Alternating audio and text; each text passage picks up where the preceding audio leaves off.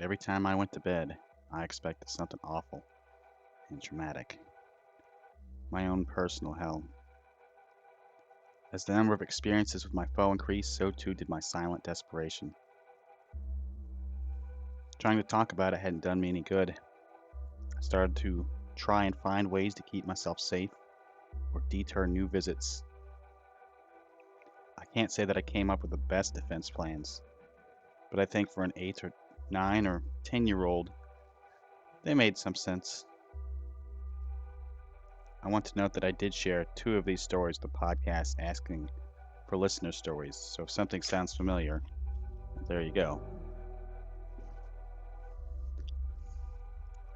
Initially, I hoped to resist as passively as possible. Hoping to frustrate and deter without creating hostility, I first chose to try to keep a flashlight with me in my bed. Big giant eyes and a bright light in the dark seemed like it would stun or harm.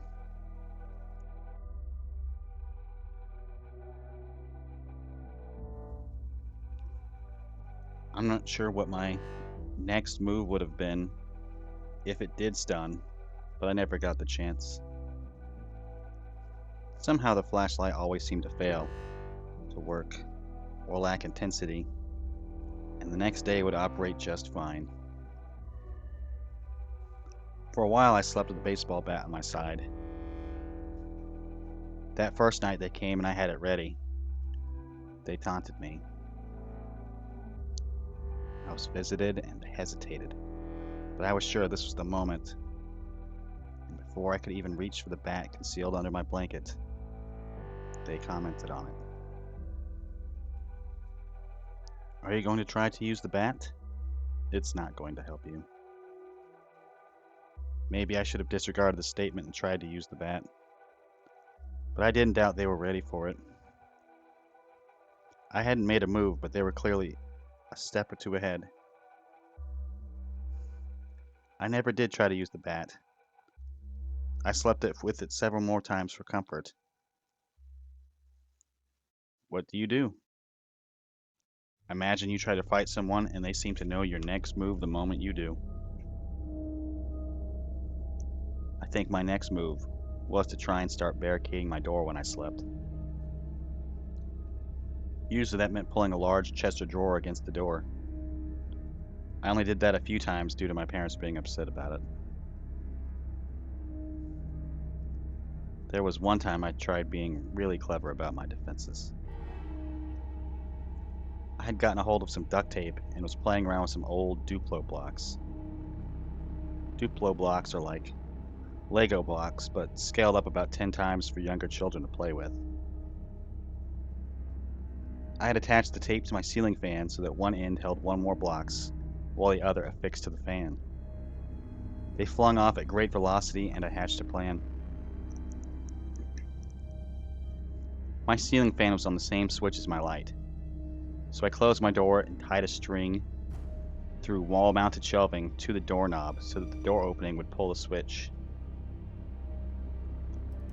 Later that night, the door did open, and I awoke to a presence. I'm not sure if it entered the room or just stood at the threshold, but no reaction triggered. I believe it noted the attempt to trap, but there was no mistake on my part. There was acknowledgement and perhaps conversation, but I did my best to hide under covers and minimize eye contact as I waited it out. I had avoided looking at the creature, and eventually it did leave. And then, my trap sprang to life. It was still in the middle of the night when it unleashed its payload around the room. I have no explanation for how a being, even with one with such abilities as they do, could prevent a motor or electrical device from moving. And I wonder if a secondary distraction could have allowed a proper functioning of my trap. I believe I did try this trick again, and only managed to pelt my father with a block attack.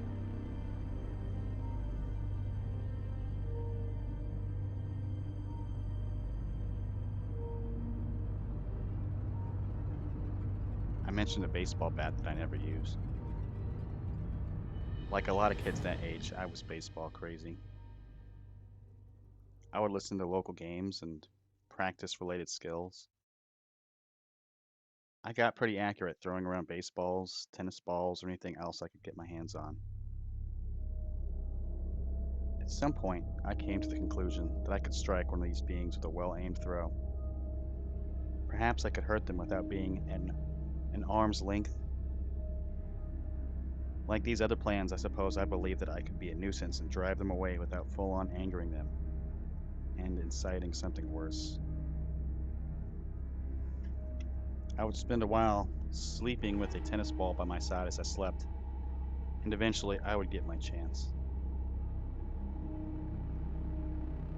One night, I awoke to a being standing in my doorway, and I was ready for it.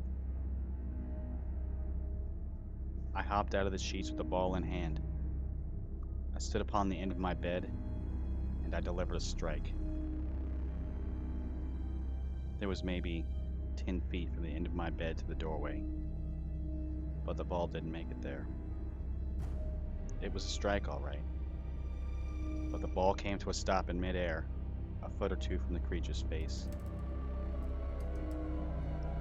It hung there for just a moment, and then reversed course and struck me in the forehead. For a moment, I was confused and mildly hurt. I dove back under my covers and hid. I don't recall anything else about that evening, but the next morning was an entirely new experience.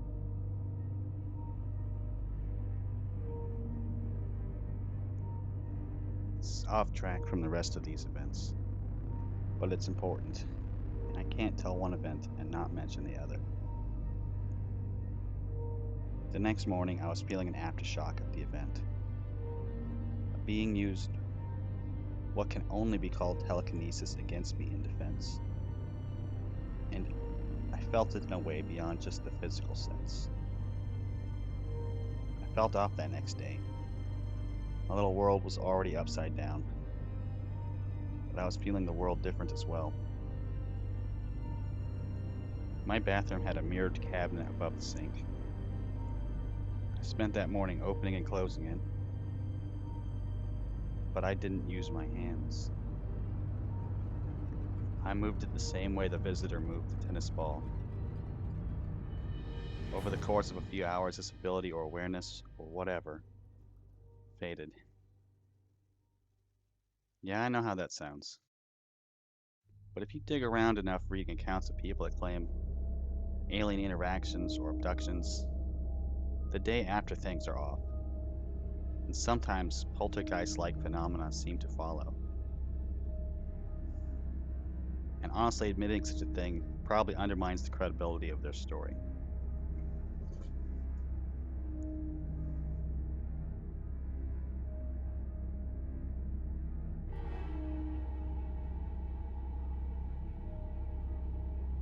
But I think the reverse of that logic is more likely, one leading to the other, in fact.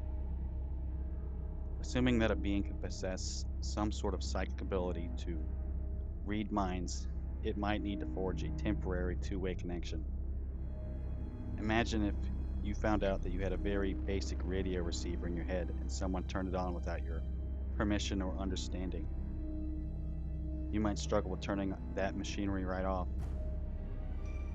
Seemingly moving the mirrored cabinet was a one-day occurrence, but it wasn't a complete outlier for me either. One of the first times I was thoroughly questioned by the visitors, perhaps even the first time. I started my day in a weird, psychic afterglow. I came down for the morning to eat breakfast and told my mother the basics of that night's events. We talked back and forth for a minute as she tried to rationalize and calm my nerves. Then, she made a statement that didn't seem to be directed at me at all. It was something about children's dreams or imaginations being unusual, and I answered her that there was no dream or imagination, and that the events had really happened. She looked at me and her mouth fell open. She didn't speak those words. I took them right out of her head. Like moving the cabinet mirror, that feeling left me and never returned.